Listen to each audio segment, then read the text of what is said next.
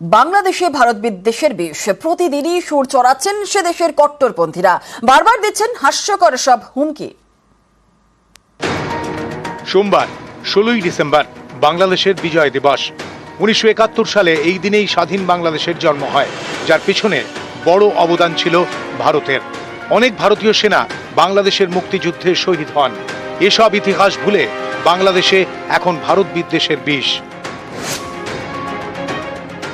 5 আগস্টের পরে মনে হয় নাই, এই 10 দিন ধরে মনে হয়েছে বাংলাদেশ স্বাধীন। স্বাধীনতার ইতিহাসে কে তথাকথিত 71-এর স্বাধীনতার নাম দিয়া ভারতের গোলামির জিঞ্জিরে পাকিস্তানের গোলামি বাদ দিয়া ভারতের গোলাম হয়েছিল বাংলাদেশ। অথচ এখন ভারতের বিরুদ্ধে বাংলাদেশ বিবৃতি দেয়। ভারতের বিরুদ্ধে কি দেয়? এখন না কিছুটা মনে হয় স্বাধীন। বাংলাদেশের বর্তমান পরিস্থিতি সরকারের হাতের বাইরে। সেখানে প্রচ্ছন্ন মদত রয়েছে সরকারের হিন্দুদের উপরে অত্যাচার করার। এর একসময় সমাধান হবেই। ভারতের পণ্য না গেলে না খেয়ে মরবে। 1 অক্ষর 1 ইঞ্চি পেটে কালির বুদ্ধি নেই, ঠিক আছে? যেটা করছে ওই জামাতের বুদ্ধিতে করছে। কট্টরপন্থীদের সুরে সুর মিলিয়েছেন বাংলাদেশের সুপ্রিম কোর্টের অবসরপ্রাপ্ত বিচারপতিও। ভারতের এই কূটকৌশলের মধ্যে আমরা নিষ্পেষিত হয়েছি।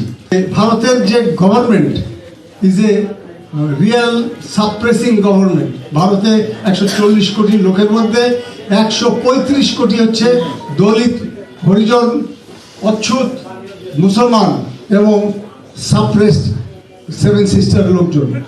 এদের মুক্তি দান করার জন্য আমরা যথেষ্ট। আমাদের দেশের সেনাবাহিনী এবং সৈনিকের সম্মুখ যুদ্ধে এলজিবিটি সমাজের সৈনিকরা কখনও জয়লাভ করতে পারবে না।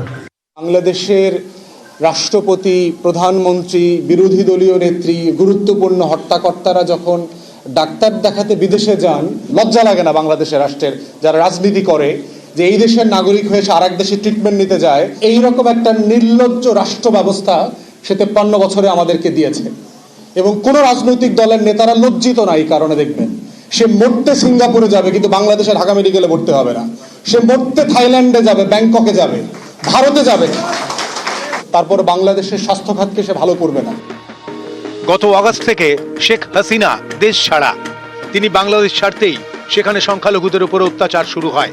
এরপর ইসকনের সন্ন্যাসী চিন্ময় কৃষ্ণ দাসকে গ্রেফতারের পর সংখ্যালঘুদের উপর অত্যাচারের মাত্রা কয়েক গুণ বেড়ে যায় বলে অভিযোগ। এই পরিস্থিতিতেও বারবার সৌহার্দ্যের বার্তা দিয়েছে ভারত। বিদেশ সচিব ঢাকায় গিয়ে বৈঠক করেছেন। বিদেশমন্ত্রীও সংসদে দাঁড়িয়ে বন্ধুত্বের বার্তা দিয়েছেন। কিন্তু বাংলাদেশের কট্টরপন্থীরা এর মূল্য বুঝছেন না। তাদের গলায় শুধুই হুঙ্কার। আমরা শুধু ভারতকে একটি জিনিস বলে দিতে চাই, আপনাদের সাথে আমাদের সম্পর্ক কি হবে সেটা আপনারা আপনাদের কাজের মাধ্যমে নির্ধারণ করবেন। যেই খুনি হাসিনা এতগুলো মানুষকে খুন করে এই বাংলাদেশ থেকে পালিয়ে গিয়েছে, বাংলাদেশের মানুষের দ্বারা এই দেশ থেকে তাড়িত হয়েছে, সেই খুনি হাসিনাকে আপনারা আশ্রয় দিয়েছেন। যদি এই বাংলাদেশের সাথে আপনাদের সম্পর্ক স্থাপন করতে চান, খুনি হাসিনাকে বাংলাদেশে ফিরিয়ে দিন। সমস্ত হিন্দু এবং সনাতনীদের বলবো, আমরা সবাই একসঙ্গে মিলে তার প্রতিবাদে নামবো। প্রয়োজনে বাংলাদেশে ওই ইউনিট সরকারের ঘাট ধরে গদি থেকে নামিয়ে হিন্দুদের আমরা তারা যাতে সুরক্ষা পায় এবং তারা সঠিকভাবে বসবাস করতে পারে সেই ব্যবস্থা করতে হবে। ভারতের চাপের মুখে সম্প্রতি সুর নরম করে বাংলাদেশের ইউনূস সরকার। সে দেশে সংখ্যালঘু নির্যাতনের কথা স্বীকার করে নেয় অন্তর্বর্তী সরকার। এ নিয়ে অন্তর্বর্তী সরকারের প্রধান মোহাম্মদ ইউনূসকেও নিশানা করেছেন বাংলাদেশের কট্টরপন্থীরা।